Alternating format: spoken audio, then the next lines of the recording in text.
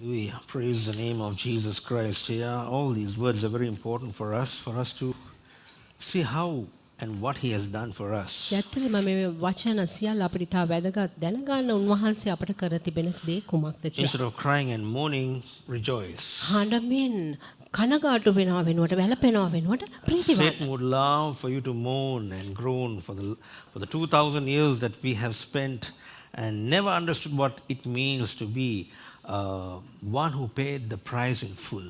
දැන් යක්ෂයාට කැමති අපි වැළපෙමින් දුක් වෙමින් හඬා වැළපෙමින් සිටිනවා නම් අවුරුදු 2000ක් සමහරු මේ දේ කර තිබෙනවා. නමුත් ඇත්තටම උන්වහන්සේ මිලය සම්පූර්ණයෙන් ගෙවා අවසන් කළා. You can never add anything to his sorrow or the pain that he went through. උන්වහන්සේ විසින් ගියා වූ ඒ වේදනාවට සහ ඒ ශෝකයට ඔබට එකතු කරන්න කිසිවක් ඉතුරු වෙලා So නැහැ. stop wasting time ඉතින් කාලේ නාස්ති කිරීම ඔබ නතර කරන්න. and start living the life of Christ. ක්‍රිස්තුස් වහන්සේගේ ජීවිතය ජීවත් වෙන්න පටන් ගන්න. People are still mourning for what happened to Christ. ක්‍රිස්තුස් වහන්සේට සිද්ධ වුණා දේ මතක් කරමින් මිනිසයන් තවමත් වැළපෙමින් සිටිනවා. Well, quickly we're going to see a few scriptures. අපි පද කීපයක් ඉක්මනින් බලන්න යනවා. The sacrifice of Jesus. යේසුස් ක්‍රිස්තුස් වහන්සේගේ පූජාව. I'm taking all this from the book of Hebrews. හෙබ්‍රේව පොතෙන් තමයි මම මේ සියල්ල අරගන්නේ. The sacrifice of Jesus. යේසුස් ක්‍රිස්තුස් වහන්සේගේ පූජාව. He was the perfect Lamb of God උන්වහන්සේ තමයි දෙවියන් වහන්සේගේ සර්ව සම්පූර්ණ බැටළු පැටියා. who was clean and perfect. පිරිසිදු සහ සර්ව සම්පූර්ණ. He had no spots, no wrinkles. උන්වහන්සේට කිසිම කැලලක්වත් කිසිම රැළක්වත් තිබුණේ නැහැ. That's the reason he was able to spill his own blood ඒ නිසා තමයි උන්වහන්සේට පුළුවන් වුණේ උන්වහන්සේගේ මේකම ලේ හෙලන්න. for the redemption of mankind. මනුෂ්‍ය වර්ගයාගේ මිදීම උදෙසා. So that we can be totally and completely A redeemed. තුළින් අපට සම්පූර්ණයෙන්ම මුළුම වශයෙන්ම මිදීම ලබා ගන්න Some පිණිස. people don't read much of the book of the Hebrews සමහරක් අය හෙබ්‍රේව පොත වැඩි කියවන්නේ නැහැ. because they kind of think, well, it talks about all kinds of things. But if you really see if you keep reading the book, you would understand a lot of things. ඉතින් සමහර විතර මේක ගොඩක් දේවල් තිබෙනවා කියලා. නමුත් ඇත්තටම ඔබ ඒක කියවුවොත් බොහෝ දේවල් ඔබ දැනගන්න යනවා. And firstly, in Hebrews chapter 5, we find that Jesus Christ is a high priest. හෙබ්‍රේව 5 වෙනි පරිච්ඡේදයේ පළමු කරුණ හැටියට අපි දැනගන්නවා යේසුස් වහන්සේ තමයි උත්තම පූජකයා.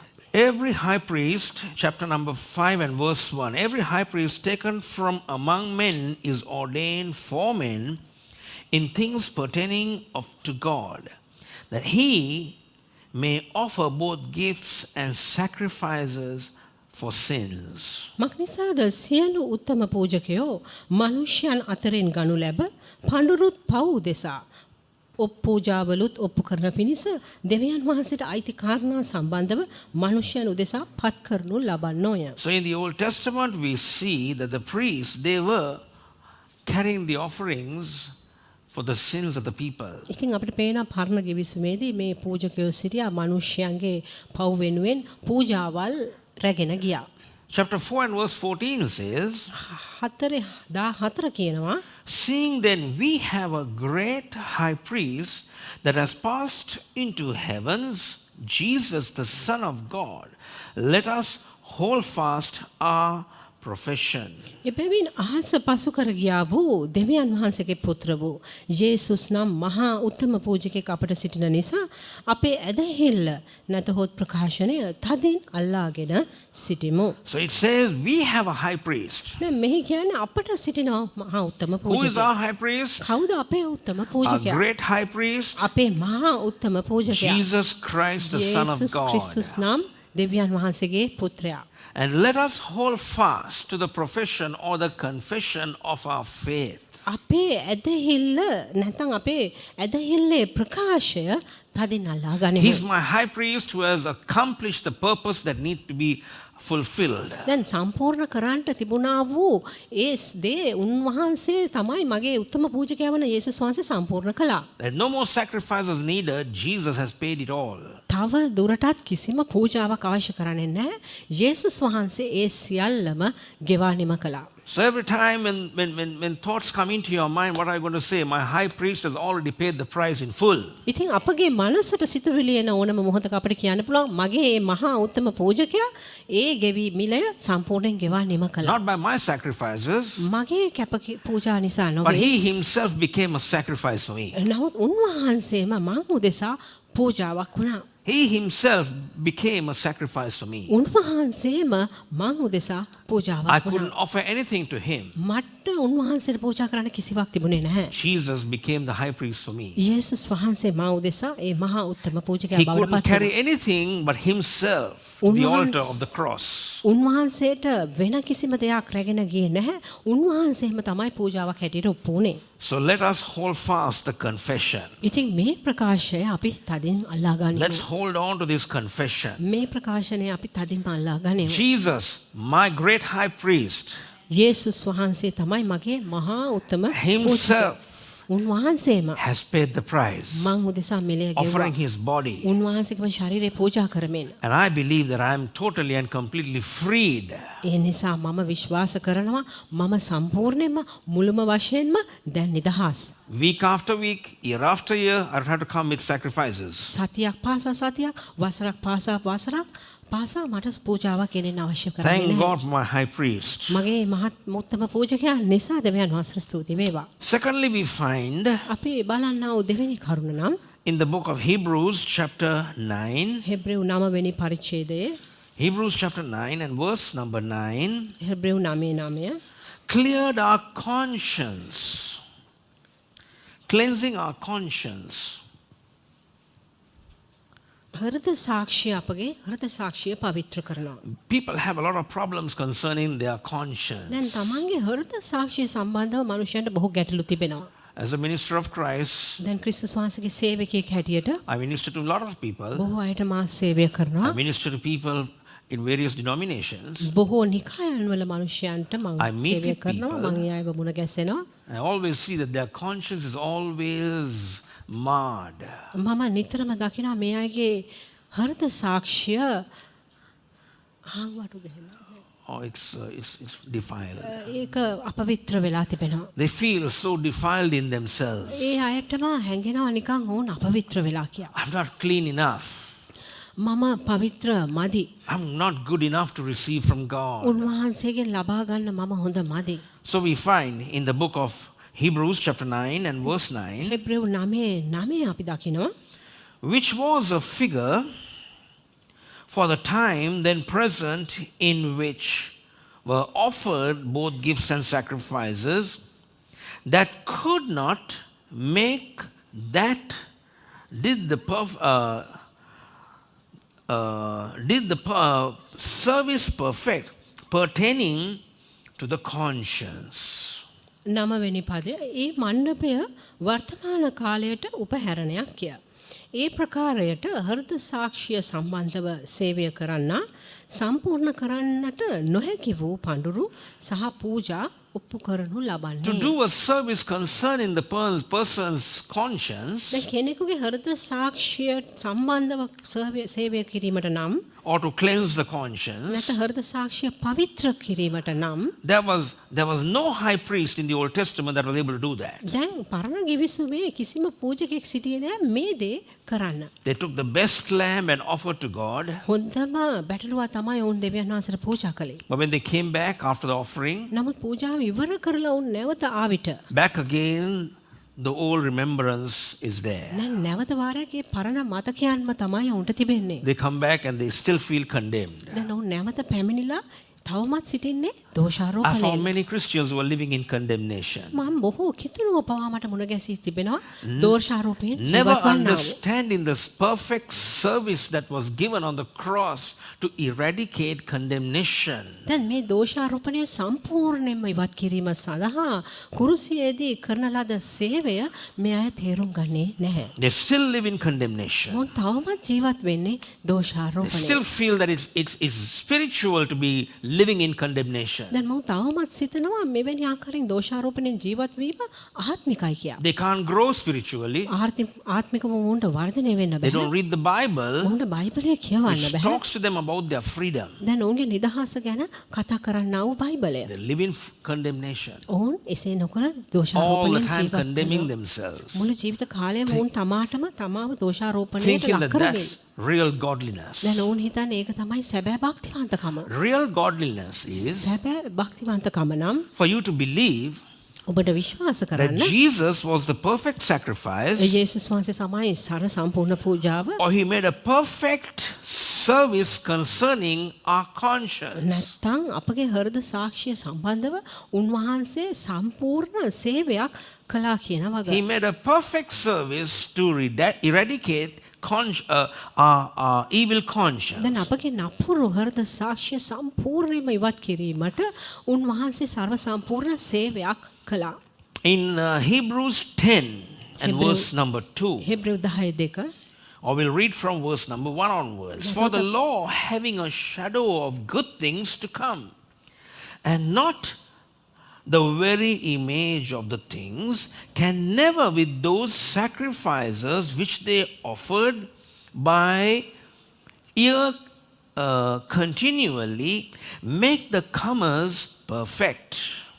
හෙබ්‍රෙව් 10 පළවෙනි පදය මක්නිසාද ව්‍යවස්ථාව මතු පැමිණෙන යහපත් දේවල ඡායාවක් මිස නියම රූපයම නොවන බැවින් ඔවුන් අවුරුදු පතා නිතර ඔප්පු කරන ඒ පූජාවලින් ළඟා වෙන්නන් සම්පූර්ණ කරන්නට කිසි කලකත් නොපුළුවන.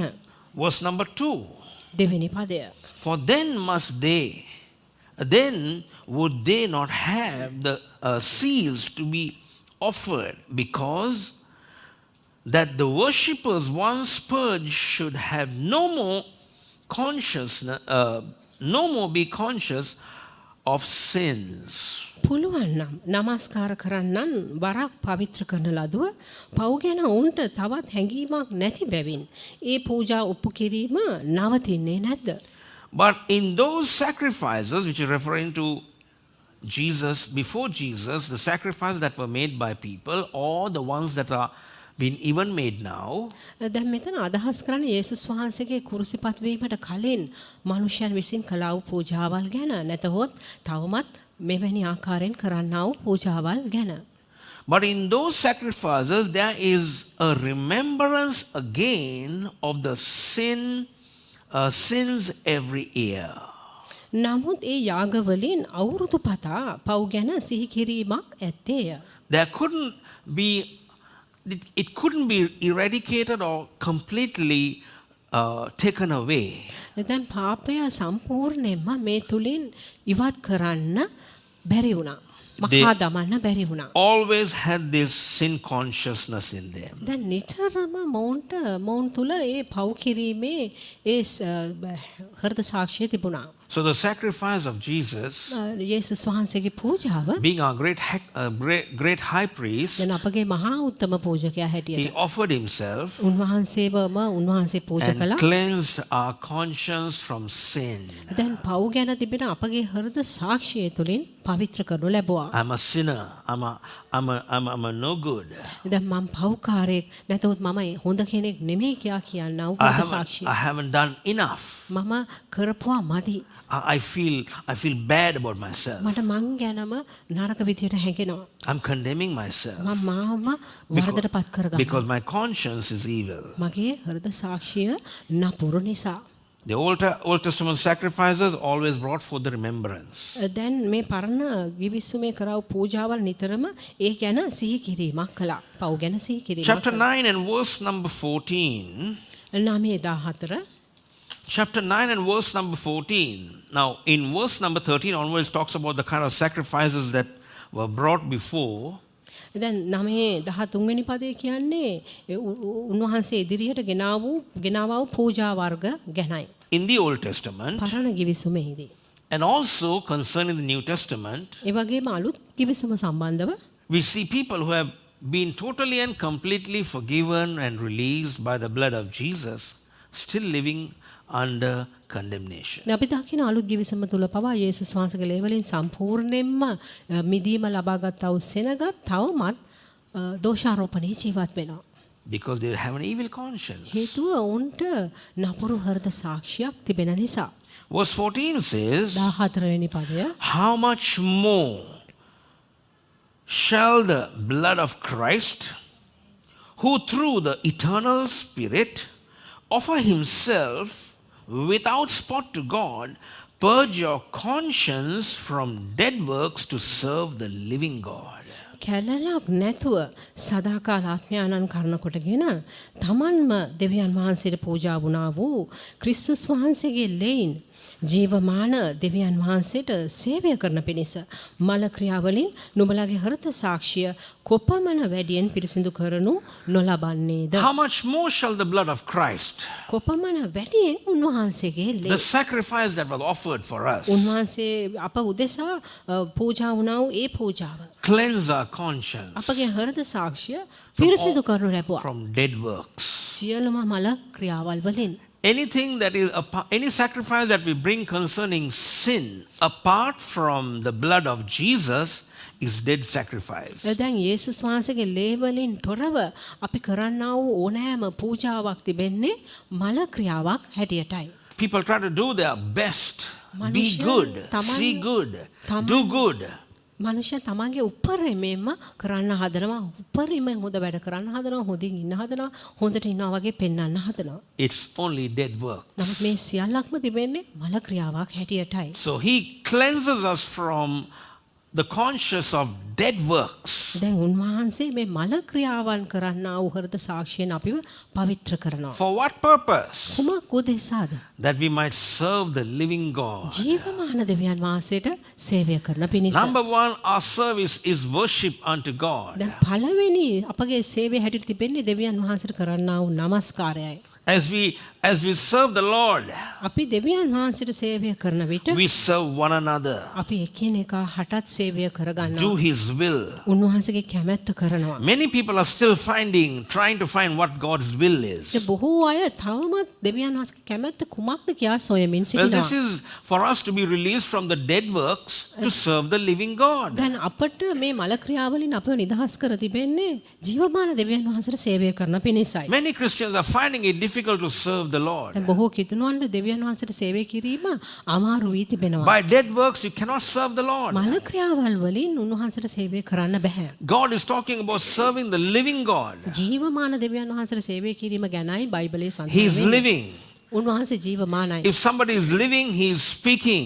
උන්වහන්සේ කෙනෙක් ජීවමානව ජීවත් වෙනවා කියන්නේ ඔහු කතා කරනවා. If he is living, then he is guiding us. ඔහු ජීවත් වෙනවා කියන්නේ ඔහු අපට මඟ පෙන්වනවා. If he is living, then he is giving us those little nudges, what to do and what not to do. දැන් ඔහු ජීවත් වෙනවා කියන්නේ අපි කරන්න ඕනේ මොනවද නොකරන්න ඕනේ මොනවද කියලාත් අපිට පොඩ්ඩක් හංගවනවා. We are not serving a dead statue, we are serving a living God. මැරිච්ච පිළිමයකට නෙමෙයි අපි සේවය කරන්නේ ජීවමාන දෙවි කෙනෙකුටයි. But as long as you're offering your dead sacrifices, නමුත් living in ඔබගේ condemnation, දෝෂාරෝපණය තුල ජීවත් වෙමින් ඔබ මෙවැනි මල පූජාවල් කරන තාක්කල් we are still going to not feel that we are doing the right thing. එතකොට අපිට හැඟෙන්නේ නැන්නේ නැහැ අපි හරි දේ කරනවා කියලා. Always. So, what was the purpose of Jesus? යේසුස් වහන්සේගේ අරමුණ කුමක්ද?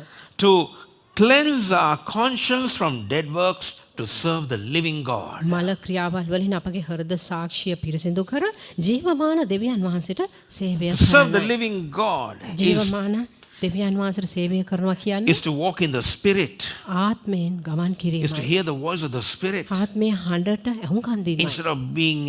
instead of getting involved with dead works. මල ක්‍රියාවල් වල යෙදී සිටිනවා වෙනුවට.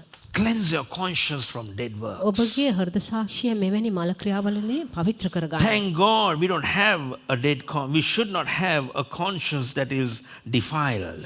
දැන් දෙවියන් වහන්සේට ස්තුති වේවා මෙවැනි ආකාරයෙන් අපවිත්‍ර වෙච්ච හෘද සාක්ෂියක් අපි තබා ගන්නට ඕනේ නැහැ. We don't have to live in condemnation. දෝෂාරෝපණයෙන් අපි ජීවත් වෙන්න ඕනේ නැහැ. We don't have to have this dead consciousness in us. අප තුල මේ මරුණා වූ හෘද සාක්ෂිය තබා ගන්න අවශ්‍ය වෙන්නේ නැහැ. It's exciting to serve the living God. අපි දෙවියන් වහන්සේට සේවය කරන්න It's ඕනේ. exciting to hear the voice of the Holy Spirit. ඒ ශුද්ධාත්මයන් වහන්සේගේ හඬට ඇහුම්කන් දීමත් අපට ප්‍රබෝධයක්. It's exciting to pray in tongues. ඒ අන්‍ය භාෂාවෙන් අපට ප්‍රශංසා කිරීමත් ප්‍රබෝධයක්. It's exciting to live joyfully. ප්‍රීතිමත්ව ජීවත් වීමත් අපට ප්‍රබෝධයක්. Because He's a living God. He's not a dead God. ජීවත් වන දෙවි කෙනෙක් මිසක් මැරිච්ච දෙවි කෙනෙක් We නෙවෙයි. don't put on the face of a dead statue. We put on the face of a living God. දැන් මැරිච්ච පිළිමයක මූණක් නෙමෙයි අපි දාගන්නේ ජීවමාන දෙවි කෙනෙකුගේ මූණක්.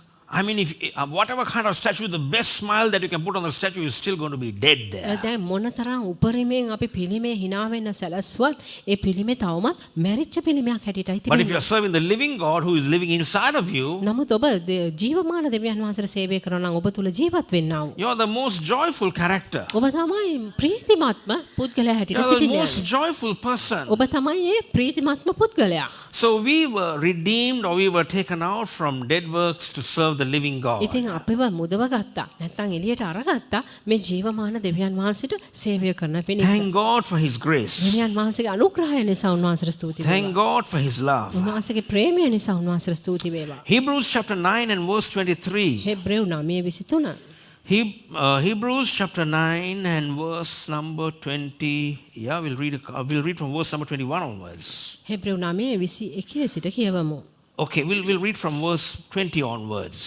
20 සිටම කියවමු. This is going to give you some desire to go read the book of Hebrews. දැන් මේ දේ ඔබට ආශාවක් ඇති කලයි ගෙදර ගිහිලා හෙබ්‍රේව් පොත කියවීමට. When you read the book of Hebrews, you will always see sacrifice.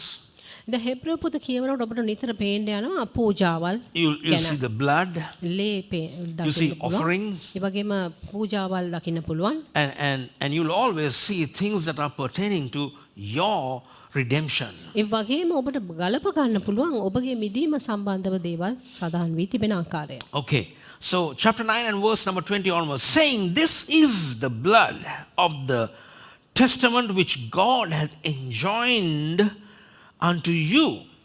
Moreover, He sprinkled with the blood." Verse 21, "Moreover, He sprinkled with the blood both the tabernacle and all the vessels of the ministry. And almost all things are by law purged with blood. And without shedding of blood, there is no remission of sin." 20 සිට 22 දක්වා මේවා දෙවියන් වහන්සේ විසින් නුඹලා ගැන නියෝග කළ ගිවිසුමේ ලේයයි කියමින් පොතටත් මුළු සෙනගටත් ඉස්සේය. එසේම මණ්ඩපයටත් සේවයේ සියලු භාජනවලටත් ඔහු ලේ ඉස්සේය. ව්‍යවස්ථාවේ ප්‍රකාරයට සියලු දේවල්ම ලේයින් පවිත්‍ර කරනු ලැබේයයි කියන්ට පුළුවන් වාගේ පෙනේ. ලේ වැගිරීමක් නැතුව ක්ෂමා කිරීමකුත් නැත. The sin of Adam ආදම්ගේ පාපය affected the temple that was in heaven. ස්වර්ගයේ තිබුණා වූ මාලිගාවට බලපෑම ඇති කළා. Because Adam had a covenant with God. දෙවියන් ආදම්ට දෙවියන් වහන්සේ සමග ගිවිසුමක් තිබුණා. So when Adam sinned, ඒතර ආදම් පව් කළ විට Satan had access to go before God. යක්ෂයාට යන්න හැකියාව තිබුණා දෙවියන් වහන්සේ ඉදිරියට. That's why we find in the Old Testament, Satan always comes to God and talks to God. But now he doesn't talk to God, now he talks to you. දැන් නිතරම පරණ ගිවිසුම අපි දකිනවා සාතන් දෙවියන් වහන්සේ ඉදිරියට ගිහිල්ලා කතා කරනවා. නමුත් දැන් ඔහු දෙවියන් වහන්සේට කතා කරන්නේ නැහැ. දැන් ඔහු කරන්නේ ඔබට ඇවිත් කතා කිරීමයි. When all the people were gathered together, when the sons of God were gathered together, we find that Satan comes to God and say, "Look at Job." දැන් දෙවියන් වහන්සේගේ සෙනග ඒ කාලේ රැස් වුණාම දෙවියන් සාතන් ගිහිල්ලා දෙවියන් වහන්සේට කියනවා බලන්න යෝබ් දිහා. You have blessed him so much. ඔබට ගොඩක් ආශිර්වාද That's the reason he is not sinning against you. ඒකයි ඔබට විරුද්ධව ඔහු පව් නොකරන්නේ. Take the blessing off from him and see what he will do to you. සියලුම ආශිර්වාද අරන් බලන්න ඔහු ඔබට මොකද්ද කරන්න යන්නේ කියලා. He was the accuser of the brethren. දැන් සාතන් තමයි සහෝදරයන්ගේ වරද තබන්න හැටියට සිටින්නේ. Satan was the accuser of the brethren. He went to God and he started accusing people because he had access because of the sin of Adam. දැන් සාතන් තමයි සහෝදරයන්ගේ වැඩිකාරය හැටියට හිටි වර්ධ තබන්න හැටියට හිටිය. ඔහු නිතරම දෙවියන් වහන්සේ ඉදිරියට ගිහිල්ලා සහෝදරයන්ට විරුද්ධව දොස් ලැබුවා. ඔහුට දෙවියන් වහන්සේ වෙතට යන්න හැකියාව තිබුණා ආදම් පව් කළ නිසා. But when Jesus died නමුත් යේසුස් වහන්සේ මිය ගිය and he විට rose again, නැවත නැගිටුණාට he පස්සෙ led captivity captive ඒ වහලුන්ව උන්වහන්සේ නිදහස් කළා. and he cast them down. The accuser of the brethren was cast down. ඒ වගේම සහෝදරයන්ට වර්ධ තබන්න පහත හෙළනු ලැබුවා. He was cast down. Satan is cast down. ඒ සාතන්ව පහත හෙළනු ලැබුවා. Now what does he do? He comes to condemn you. දැන් ඔහු කුමක්ද කරන්නේ? ඔහු ඔබට ඇවිත් වර්ධ තබනවා. That's the reason you need to have some knowledge when the enemy comes to condemn you. ඒක නිසා තමයි සතුර ඔබට ඇවිත් වර්ධ තබන විට ඔබ යම්කිසි දැනුමක් ලබා ගත යුත්තේ. In Revelations chapter 12 and verse number 10, it says the accuser of the brethren was cast down. එලිදරව් 12:10. එලිදරව් 12:10 කියනවා සහෝදරයන්ට වර්ධ තබන්න පහත හෙළනු ලැබුවා. Day and night, that was the job of the devil. උදේ දවල් සහ රාත්‍රියේ ඔහු කරමින් හිටිය කාර්යය එකයි. Day and night he was going before God and accused දවල් සහ the people of God. රාත්‍රියේ උන්වහන්සේ සාතන් උන්වහන්සේ ළඟට ගිහිල්ලා දෙවියන් වහන්සේගේ සෙනඟට විරුද්ධව වර්ධ තැබුවා. But the Bible says he was cast down. නමුත් බයිබලයේ කියන ඔහුව පහත හෙළනු ලැබුවා. Maybe we should read the scripture, verse number 10. Revelations chapter 12 and verse number 10. අපි ඒ පදය කියමු එලිදරව් 12:10. I heard a loud voice from saying in heaven, now is come salvation. Salvation came to us. Okay? And then strength and the kingdom of our God and the power of Christ, and for the accuser of the brethren is cast down, which accused them before our God day and night. අපගේ දෙවියන් වහන්සේගේ ගැලවීමද බලයද රාජ්‍යද තමන් ක්‍රිස්තුස් වහන්සේගේ ආණ්ඩු බලයද දැන් පැමුණුනේය. මක් නිසාද අපගේ දෙවියන් වහන්සේ ඉදිරිපිට රැහ දවල් අපේ සහෝදරයන්ට වරද තබන්නා වූ ඔවුන්ගේ වරද තබන්නා පහත හෙළනු ලැබුවේය. Now we find, how did the devil have the right to go before God? දැන් අපිට බලන්න පුළුවන් කොහොමද යක්ෂයාට අයිතියක් ලැබුණේ දෙවියන් වහන්සේ ඉදිරියට යෑමට. Go to the presence of God and talk about each and every saint. දෙවියන් වහන්සේගේ අභිමුඛය ඉදිරියට ගිහිල්ලා සෑම ශුද්ධවන්තයෙක් ගැන කතා කරන්න. Look at him, look at him, look what he does, look what he does. බලන්න එයා දිහා, බලන්න මෙයා දිහා, බලන්න මෙයා මොකද්ද කරන්නේ කියලා. Always accusing. නිතරම වරද තබනවා. Now who paved the way for him to go to the presence of God? දැන් දෙවියන් වහන්සේගේ අභිමුඛයට යන්න මාර්ගය හැදුවේ කවුද? Adam. සාතන්ට. Adam. Adam. Adam. He paved the way for the devil to go to God and make all accusations. Adam තමයි දෙවියන් වහන්සේ වෙතට සාතන්ට යමින් සහෝදරයන්ට වර්ධ තබන්න අවශ්‍ය කරන මාර්ගය සාදා දුන්නේ. But when Jesus rose again from the dead, නමුත් යේසුස් වහන්සේ මලමුන්ගෙන් නැගිටිනාට පස්සෙ being a perfect sacrifice, සම්පූර්ණ පූජාවක් වුණාට පස්සෙ and he came and met his disciples on his way to heaven. යේසුස් වහන්සේ ස්වර්ගයට යන අතර මගදී උන්වහන්සේගේ ගෝලයන්ව මුණ ගැස්සුණා. And Mary came to Jesus and wanted to touch him as usual. දැන් පුරුදු පරිදි මාරියා ඇවිල්ලා යේසුස් වහන්සේව අත ගසන්න උත්සාහ ගත්තා. And they were surprised. Jesus died on the cross, but he's risen again. දැන් යේසුස් වහන්සේ මිය ගියා දැන් නැවත නැගිටලා කියලා දැක්කම මේ අය පුදුමයට පත් වුණා. Jesus said, touch me not. නමුත් යේසුස් වහන්සේ කිව්වා මට අත නොගසන්න. Don't touch me. මාව මට අත John chapter නොගසන්න. 20 and verse 17. Go and tell your brothers, and go and tell my brothers and my sisters.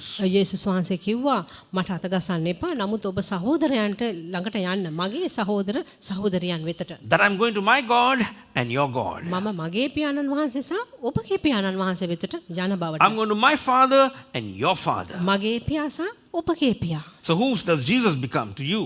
දැන් එහෙමනම් යේසුස් වහන්සේ ඔබට කවුද? He also becomes your elder brother. ඔබගේ වැඩිමල් සහෝදරයා. Go and tell my brethren උන්වහන්සේ කිව්වා මගේ සහෝදරයන්ට ගිහිල්ලා කියන්න. that I'm going to finish the work with my father. මගේ පියා සමග වෙතට ගිහිල්ලා මම I became වැඩේ the ඉවර perfect කරන්න යනවා. sacrifice. මම සම්පූර්ණ පූජාව බවට පත් වුණා. I'm carrying my blood මගේ ලේ මම දැන් අරගෙන My යනවා. blood is clean and pure. මගේ ලේ පවිත්‍රයි ශුද්ධයි. Satan took me down to hell and thought that, he would just keep me just like he kept all the other people. දැන් යක්ෂයා මාව පාතාලයට ගෙනියලා උත්සාහ කරා මාව නතර කරලා තබන්න අනිත් සියලු මිනිසයන් වගේ. But justice called out. 3 days later, the Holy Spirit came and raised me up from the dead. නමුත් ශුද්ධාත්මයන් වහන්සේ පාතාලය වෙතට ඇවිත් මාව දවස් 3කට පසුව මරණයෙන් නැගිටෙව්වා. So he went up to heaven. ඉතින් For what? උන්වහන්සේ To finish the matter. ස්වර්ගයට නැවත ගියා කුමක් Clean up උදෙසාද? the utensils that were in heaven. Verse number 23 tells us in Hebrews chapter 9 and verse number 23. හෙබ්‍රේව් 9:23 මේක කියනවා උන්වහන්සේ නැවත ස්වර්ගයට ගියා යම්කිසි වැඩේ ඉවර කරන්න. ඒ කියන්නේ By his blood, it was therefore necessary that the pattern of the things in heaven should be purified. Why should heaven be purified? Because Adam had defiled heavens. දැන් ආදාම් ස්වර්ගය අපවිත්‍ර කර තිබුණ නිසා තමයි ස්වර්ගය පවිත්‍ර කරන්න අවශ්‍ය කර තිබුණේ. 23 වෙනි පදයේ කියනවා එබැවින් ස්වර්ගයේ තිබෙන දේවල සටහන් මේවායින් පවිත්‍ර කරන්නට ඕනෑව තිබුණේය.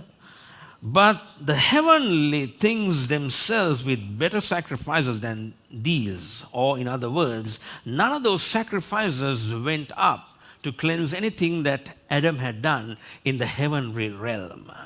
None of those sacrifices that were offered previously, the blood of bulls and goats, and so, it never went up. දැන් මීට කලින් කෙරී තිබුණා වූ පූජාවල් එළුවම් බැටළුවම් පූජා කරලා කරන පූජාවල් වලින් මේ දේ සිද්ධ වුණේ නැහැ. ඉතින් 23 වෙනි පදයේ ඉදිරි කොටස කියන නමුත් ස්වර්ගීය දේවල්ම මේවට වඩා උතුම් පූජාවලින් පවිත්‍ර කරන්නට ලබන්නට යුතුය. So the great high priest Jesus himself ඉතින් මහා උත්තම පූජකයා වන යේසුස් ක්‍රිස්තුස් වහන්සේම took his blood to heaven. උන්වහන්සේගේ ලේ ස්වර්ගය වෙතට ගෙන ගියා. And he cleansed all the utensils and cast the devil out. You have no right no more to come before the presence of God. සියලුම භාජන පවිත්‍ර කරලා ස්වර්ගයේ තිබුණා වූ යක්ෂයාව සම්පූර්ණයෙන් ඉවත දමා පහත හැරලා කිව්වා තව දුරටත් ඔබට එන්න හැකියාවක් නැහැ දෙවියන් වහන්සේගේ අභිමුඛය He වෙතට. went into the holiest of holies in the heavens ස්වර්ගයේ තිබුණා වූ අති ශුද්ධ ස්ථානයට තමයි උන්වහන්සේ ගියේ. and cleansed everything හැම දෙයක්ම පවිත්‍ර කරනු ලැබුවා. and cast out the devil. යක්ෂයාව සම්පූර්ණයෙන්ම And now what පළවා has he, හැරියා. and where is the devil now? දැන් යක්ෂයා කොහෙද He සිටින්නේ? comes to your mind ඔබේ මනසටයි ඔහු to පැමිණෙන්නේ. condemn you. ඔබව දෝෂාරෝපණයට ලක් කරන්න. That's the reason you need to know the truth. ඒ නිසා තමයි ඔබ සත්‍ය දැනගත යුත්තේ. You need to know the truth. ඔබ සත්‍ය දැනගත And the යුතුයි. truth makes you free. සත්‍ය ඔබව නිදහස් කරනවා. Completely put away sin. සම්පූර්ණයෙන්ම පාපය ඉවත් කරනු ලබනවා. The next thing that we see is to put away sin. ඊළඟ කරුණ අපි දකින්නේ පාපය සම්පූර්ණයෙන්ම ඉවත් කිරීම. Hebrews chapter 9 and verse number 26. Hebrew 9:26. For then must he be often have suffered since the foundation of the world. But now once in the end of the world hath he appeared to put away sin by the sacrifice of himself. එසේ ඇතුල් වෙන්න නම් උන්වහන්සේ ලෝකයේ මැවීමේ පටන් නොඑක් වර වද විදින්ට ඕනෑව තිබුණේය.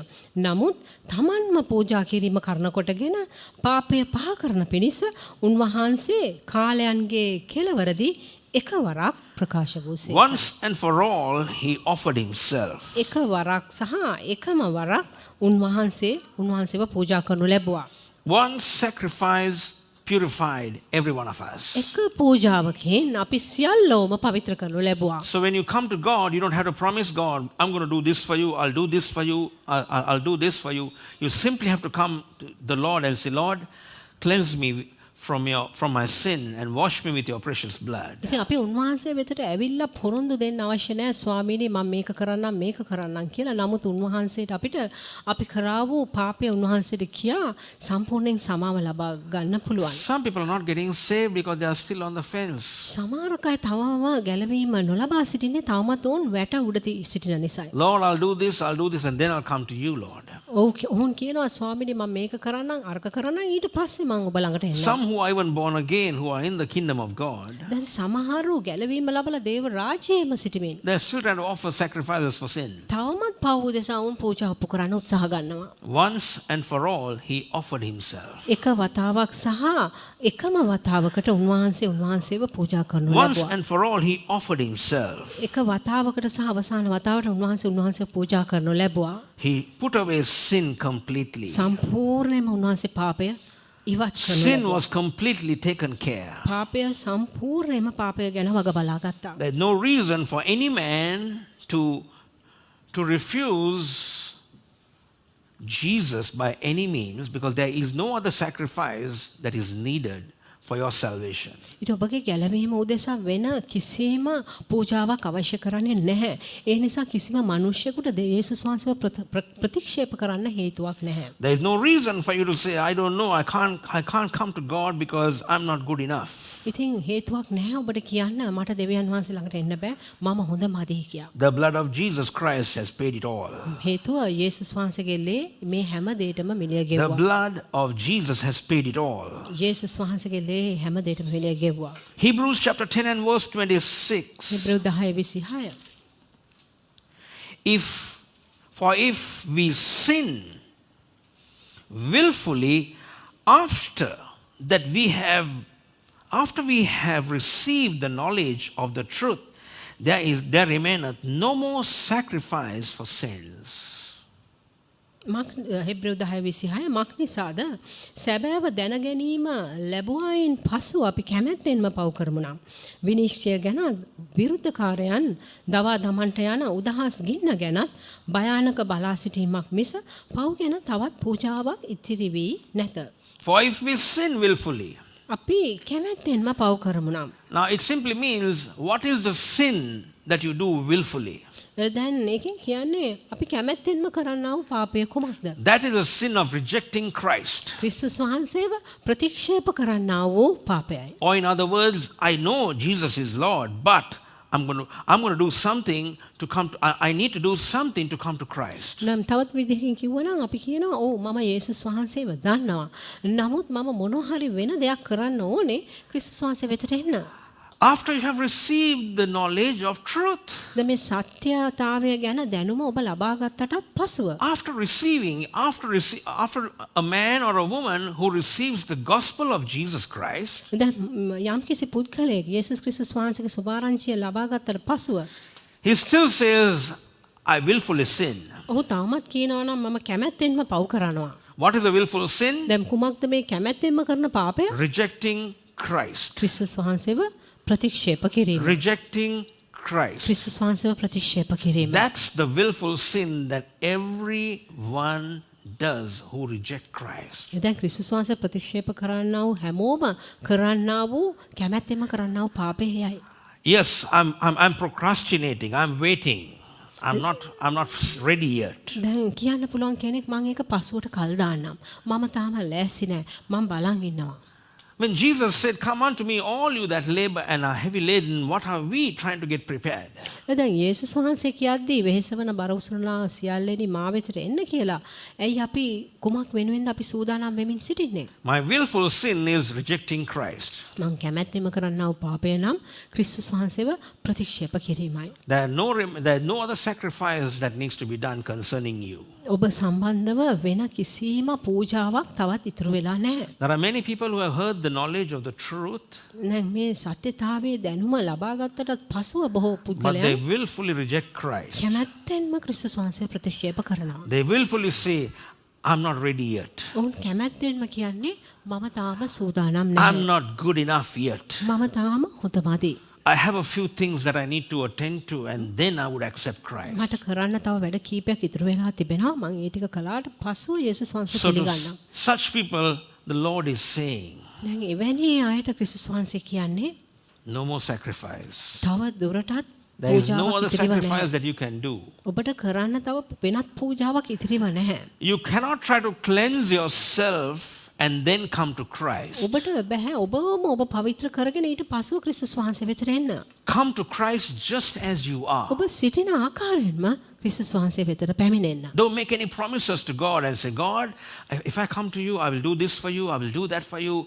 that's going to be just hot air you're speaking. දැන් ඔබ ක්‍රිස්තුස් වහන්සේට ඇවිත් මුකුත් පොරොන්දු දෙන්න අවශ්‍ය කරන්නේ ස්වාමීනි මම මේක කරන්නම් අරක කරන්නම් නිකන් ඔබ වචනේ අපතේ යෑමක් පමණයි. You need to say, Lord, I come to you today. ඔබ කියන්න ඕනේ ස්වාමීනි අද දවසේ මම ඔබ වෙතට පැමිණෙනවා. I commit my life to you. මගේ ජීවිතේ මම ඔබට බාර කරනවා. From this day onwards, මේ දා පටන් අද I'm දවසේ not going පටන් to willfully sin මම කැමැත්තෙන්ම පව් කරන්නේ by නැහැ. rejecting you. ඔබ වහන්සේ ප්‍රතික්ෂේප කිරීම තුලින් I don't want to reject you, Lord. මට ඕනේ නැහැ ඔබ වහන්සේව I'm ප්‍රතික්ෂේප receiving you කරන්න. into my life. මගේ ජීවිතේට මම ඔබ වහන්සේව පිළිගන්නවා. To them who receive Jesus, ක්‍රිස්තුස් වහන්සේව පිළිගන්නා අයට God gave them the privilege to become sons of God. දෙවියන් වහන්සේ උන්වහන්සේගේ පුත්‍රයන් වෙන්න එයාට වරප්‍රසාදය ලබා So when you දෙනවා. come to Christ, don't try to think that you can make yourself completely perfect and then come to Christ. ඉතින් ඔබ ක්‍රිස්තුස් වහන්සේ වෙතට එනකොට හිතන්න එපා පළමුව ඔබ සම්පූර්ණ කරගෙන ඊට පස්සේ ක්‍රිස්තුස් වහන්සේට එන්නම් කියලා. Because that might be too late. මොකද ඒක ප්‍රමාද වැඩි වෙන්න පුළුවන්. It can be too late. ඒක ප්‍රමාද වැඩි වෙන්න There's no more පුළුවන්. sacrifice. තව දුරටත් පූජාවක් නැහැ. Receive Jesus ඔබ ක්‍රිස්තුස් වහන්සේව Just පිළිගන්න. as you are. ඔබ සිටින ආකාරයෙන්ම and cleanse yourself ඔබ පවිත්‍ර කර from all ගනිමින් dead works ඔබ විසින් කළා වූ සියලු මල ක්‍රියාවල් and වලින් serve the living God. ජීවමාන දෙවියන් වහන්සේට Serve the සේවය living කරන්න God. පටන් ගන්න. There's a lot more, but I'm just going to close from that. නමුත් තව බොහෝ තිබෙනවා එතනින් මා අවසන් කරනවා. Christ Jesus came to die for us. යේසුස් ක්‍රිස්තුස් අපෝ දෙසා මැරෙන්නයි. Jesus came to honor the Father. යේසුස් වහන්සේ පියාණන් වහන්සේට ගරු කරන පිණිස පැමිණියා. He said, when he said it's finished, දැන් යේසුස් වහන්සේ කිව්වම සියල්ල තීන්දුව වුණේය. God and Jesus himself were the most happiest or the joyful people. දැන් මේ මොහොතේ තමයි දෙවියන් වහන්සේත් යේසුස් වහන්සේත් වඩාත්ම සතුටුම වුණා වූ පුද්ගලයන් දෙදෙනා Mission හැටියට සිටින්නේ. accomplished. කාර්ය නිම කරනු ලැබුවා. Mission accomplished. කාර්ය නිම කරනු ලැබුවා. No more තව sacrifices. දුරටත් පූජාවල් නැහැ අවශ්‍ය කරන්නේ No නැහැ. more sacrifices needed. තව දුරටත් පූජාවල් අවශ්‍ය If කරන්නේ anybody නැහැ. is willfully sinning, the only reason is he wants to go to hell. කැමැත්තෙන්ම යම් කෙනෙක් පව් කරනවා කියන්නේ ඒ කෙනාට ඕනකමක් තිබෙනවා අපායට Because යන්නට. when you come to Christ, your sins are taken away. මන්ද ඔබ ක්‍රිස්තුස් වහන්සේ වෙතට පැමිණි විට ඔබගේ පාපය සම්පූර්ණයෙන්ම ඉවත් Your කරනු ලබනවා. conscience is cleared. ඔබගේ හෘද සාක්ෂිය පැහැදිලි කරනු Your ලබනවා. sin nature is ඔබගේ eradicated. පාපිෂ්ඨ ස්වභාවයම ඔබෙන් ඉවත් කරනු And he ලබනවා. puts a new nature inside of you. ඊට පස්සේ ඔබ තුරට අලුත් ස්වභාවයක් And it's ඇතුල් no කරනවා. surprise that you live in the new nature, a new person. දැන් ඊට පස්සේ ඔබ සම්පූර්ණ අලුත් පුද්ගලයෙක් හැටියට සිටිනවා. You're not waiting for something to change automatically. You have said, Lord, you are changing everything in my life. ඔබ බලන් ඉන්න යම් දෙයක් ඉබේ සිද්ධ වෙනවාට ඔබ කියනවා ස්වාමීනි ඔබයි මගේ ජීවිතේ වෙනස ඇති කරන්නේ. I say, Jesus, come into my life. මං කියනවා යේසුනි මගේ ජීවිතේට එන්න. Wash me with your precious ඔබේ blood. අනර්ගලයෙන් මාව Cleanse me සෝදන්න. with your precious මාව blood. ඔබේ අනර්ගලයෙන් සෝදන්න. Take away all the dead works that I'm involved with. මා විසින් යෙදී සිටිනා වූ සියලු මල ක්‍රියාවලින් මාව අයින් I'm trying to be good, do good, see good. මම උත්සාහ ගනිමින් සිටිනවා හොඳින් ඉන්න හොඳ වැඩ කරන්න හොඳට පේන්න. I'm trying to make some resolutions with God. I want to come to God and say, God, I want to come to you. You are so good. I want to do something towards my salvation. දෙවියන් වහන්සේ ළඟට ඇවිල්ලත් මම උන්වහන්සේත් එක්ක කතා කරමින් සාකච්ඡාවේ යෙදෙමින් සිටිමින් කියන්නේ ස්වාමිනේ මගේ ගැලවීම උදෙසා මමත් මොනවා හරි හොඳ දේවල් ටිකක් කරන්නම්. God says, God doesn't invite, we don't have to invite God to our table. දැන් අපිට අවශ්‍ය කරන්නේ නැහැ දෙවියන් වහන්සේව අපේ මේසට ආරාධනා කරන්න. He invites us into his table. උන්වහන්සේ අපට ආරාධනා කරනවා උන්වහන්සේගේ. In Isaiah 1:18 says, though your sins be as scarlet, Then- they shall be white as wool. යෙසායා 1:18 කියන ඔබගේ පව් ලක්ෂාවෙන් තිබුණු නමුත් ඒවා හිමෙන් සුදු වන්නේය. He said, come, let us reason together. උන්වහන්සේ කියන එන්න අපි එක්ව කතා කරගනිමු. Not on your terms and conditions. ඔබේ කොන්දේසි සහ ඔබට ඕන කාරණා අනුව Come to නෙමෙයි. my table. මගේ මේසෙට එන්න. Because my table has plenty. මගේ මේසේ of mercy to බහුලත්වෙන් offer. තිබෙනවා කරුණාව. My table has plenty of mercy to offer you. මගේ මේසේ ඔබට දෙන පිණිස බොහෝ කරුණාව වැඩිපුරක් Your තිබෙනවා. table has nothing but dead work. ඔබේ මේසේ වෙන කිසිවක් නොව මල ක්‍රියා පමණයි තිබෙන්නේ. So I don't want to invite him to my table. I better rather go to his table. මට අවශ්‍ය වුණේ කරන්නේ නැහැ මගේ මේසෙට උන්වහන්සේට ආරාධනා කරන්න. මම උන්වහන්සේගේ මේසෙට ගියොත් Because he has වඩා already හොඳයි. signed the agreement with us. මොකද උන්වහන්සේ දැනටමත් අපිත් එක්ක ඒ ගිවිසුමට අත්සන තබලයි He තිබෙන්නේ. has detached us from hell and death. දැන් මරණයනොත් පාතාලෙනොත් උන්වහන්සේ අපිව වෙන් කරගෙන And he තිබෙනවා. attaches us with life and heaven. දැන් උන්වහන්සේ අපව ජීවනය සහ සුවයට සම්බන්ධ කර තිබෙනවා. That's the covenant that God makes with us. ජීවනය සහ ස්වර්ගයට ඒකයි උන්වහන්සේ අප සමග සාදා So තිබෙනවා. I'm made ගිවිසුම. perfect in Christ. දැන් මම ක්‍රිස්තුස් වහන්සේ තුල මාව සම්පූර්ණ කර තිබෙනවා. Everything that he has to do has been already done. උන්වහන්සේ කරන්න තිබෙන අවශ්‍ය කරන වැඩ ටික දැනටම නිම කරයි And he's තිබෙන්නේ. seated in the heavenly places දැන් උන්වහන්සේ ස්වර්ගීය ස්ථානවල වාඩි වී සිටිනවා. until he sees his enemies under his foot. උන්වහන්සේගේ සතුරන් උන්වහන්සේගේ පාපුටුව කරන තෙක්. So you and I are supposed to bring all the enemies under our foot. ඔබයි මමයි තමයි තිබෙන්නේ අපගේ සියලු සතුරන් අපගේ පාදවලට Sickness ගෙනෙන්නේ. under our feet. රෝගය අපගේ පාද යට. Disease under our feet. අසනීප අපගේ පාද යට. Poverty under our feet. දුප්පත්කම අපේ පාද යට. Sin under our feet. පාපයත් අපේ පාද යට. Condemnation under our feet. දෝෂාරෝපණය අපේ පාද The යට. devil himself under our feet. සාතාන්මමත් අපේ පාද යට. Everything has to be under our feet. හැම දෙයක්ම තබාගත යුත්තේ අපේ And පාද Jesus is යටයි. seated and waiting to watch. He's waiting to see everything coming under our feet. ජේසුස් වහන්සේ බලන් ඉන්න හැම දෙයක්ම අපේ පාද යටට පැමිණෙන තෙක්. Let's talk about the book of Hebrews sometime later. අපි තවත් දවසක Shall හෙබ්‍රේ we all පොත rise ගැන up to කතා our feet and කරමු. just thank him for the sacrifice? අපි සියලු දෙනාම නැගිටලා උන්වහන්සේ කරපු පූජාව වෙනුවෙන් Oh ස්තුති Jesus, කරමු. we honor you, Lord. අපි කියමු යේසුනි අපි ඔබට ගරු කරනවා. Thank you, Jesus. ස්තුතියි යේසුනි. Thank you, Jesus. ඔබට ස්තුති කරනවා We යේසුනි. honor you this day, Lord. අද දවසේ අපි ඔබට ගෞරවය You are දෙනවා. worthy, Lord. ඔබ සමයි ඔබ පමණක් I couldn't සෑහේ. promise you anything with the flesh and blood that I own.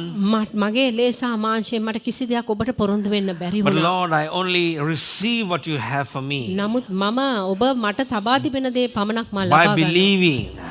විශ්වාස I කිරීම believe තුළින්, විශ්වාස කිරීම and I තුළින් receive. මම විශ්වාස කරනවා Thank you, මම ලබා ගන්නවා. Jesus. ඔබට I ස්තුතියි යේසුස්. overcome the devil by the blood of the Lamb. බැටළු පැටවාගේ ලේ වලින් ලේ තුලින් මම යක්ෂයාව I ජය ගන්නවා. overcome the devil by the blood of the බැටළු Lamb. පැටවාගේ ලේ තුලින් මම යක්ෂයාගෙන් ජය ගන්නවා. I thank you, Jesus. මම ඔබට ස්තුති කරනවා I යේසුස්. thank you, මම ඔබට Jesus, ස්තුති කරනවා for යේසුස්. healing my body, මගේ ශරීරය සුව for කරන කලාට. cleansing my soul, මගේ ප්‍රාණය පවිත්‍ර for කලාට. clearing my mind. මගේ මනස පැහැදිලි කලාට. I'm no more in fear. මම තවදුරටත් බියෙන් සිටින්නේ I'm not නැහැ. afraid of sin. මම පාපයට බය වෙන්නේ Sin is නැහැ. under my feet. පාපය සිටින්නේ මගේ පාදයට.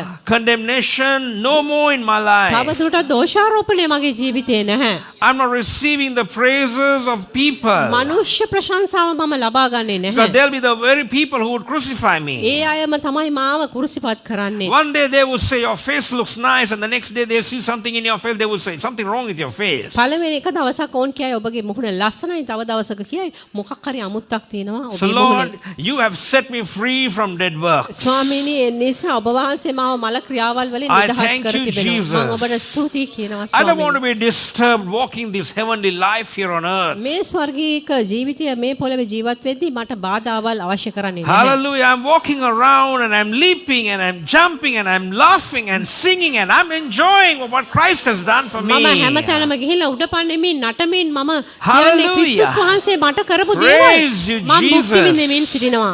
Praise you, ප්‍රශංසා Jesus. වේවා යේසුනේ.